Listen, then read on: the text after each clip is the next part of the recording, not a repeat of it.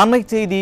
3 அமைச்சர்கள் மீது நேற்று கொடுத்த நம்பிக்கையின்மை தீர்மானம் குறித்து விவாதிக்க பிரதான எதிர்க்கட்சியான அதிமுக அனுமதி கோரிய நிலையில் பேரவைத் தலைவர் வழக்கம் போல் அனுமதி தர மறுத்துவிட்டார். இதனால் அதிமுகவினர் வெளிநடப்பு செய்துள்ளனர்.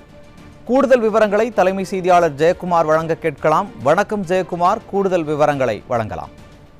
வணக்கம் அருண். தமிழ்நாடு சட்டமன்ற பேரவை விதி 72-ன் கீழ், அதாவது தமிழக அமைச்சர்களுக்கு உள்ள இருக்கக்கூடிய அமைச்சர்கள் மீது அதாவது நம்பிக்கை இல்லாத தீர்மானம் கொண்டு வந்து பேசுவதற்காக அனைத்து இந்திய அண்ணா திராவிட முன்னேற்ற கழகத்தின் சார்பிலே அதிமுகவுடைய பொதுச் செயலாளருடைய அந்த வேண்டுகோளை நிராகரிக்கப்பட்டிருக்கிறது. குறிப்பாக திமுக அமைச்சர்கள் ஊழலிலே திரித்திருக்கிறார்கள். மாண்புமிகு நகராட்சி நிர்வாகத்துறை அமைச்சர் KN நேரு அவரது மகன், அதே போன்று அவருடைய சகோதரர் சொந்தமான சென்னை, கோவை, திருச்சி உள்ளிட்ட பல்வேறு மாவட்டங்களில் அவருடைய இல்லங்களில், அலுவலகங்களில் கடந்த 7ஆம் தேதி மத்திய அமலாக்கத்துறை சோதனை நடத்தியது.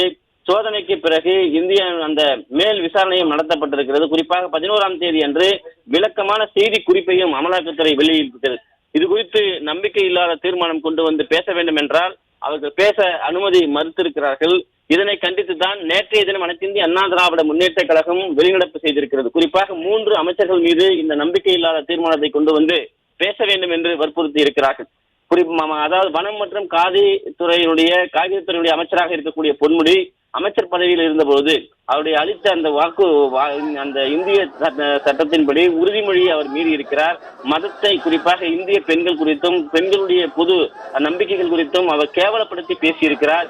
இது குறித்து நம்பிக்கை இல்லாத தீர்மானம் கொண்டு வந்து பேச வேண்டும் என்றால் அதனையும் அனுமதி மறுத்திருக்கிறார்கள். மின்சாரம் மற்றும் மதுவிலக்கு ஆயத்தீர்வுத்துறை அமைச்சராக இருக்கக்கூடிய செந்தில் பாலாஜி, அவருடைய துறையில் இருக்கக்கூடிய டாஸ்மாக் முறைகேடு தொடர்பாக அமலாக்கத்துறை முதற்கட்டமாக 1000 கோடி ரூபாய் ஊழல் நடைபெற்றிருப்பதாக தெரிவிக்கப்பட்டிருக்கிறது.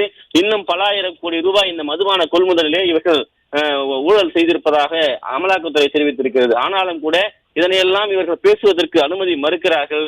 இன்றைக்கு அனைத்து இந்திய அண்ணா திராவிட முன்னேற்ற கழகத்துடைய பொதுச் செயலாளர் புரட்சித் தமிழர் எடப்பாடி பழனிசாமி அவர்கள் இதனை கண்டித்து 2வது நாளாக வெளிநடப்பு செய்து தற்போது செய்தியாளர்களை சந்தித்து வருகிறார்கள். அந்த நேரடி காட்சிகளை நாம் தற்போது பார்க்கலாம்.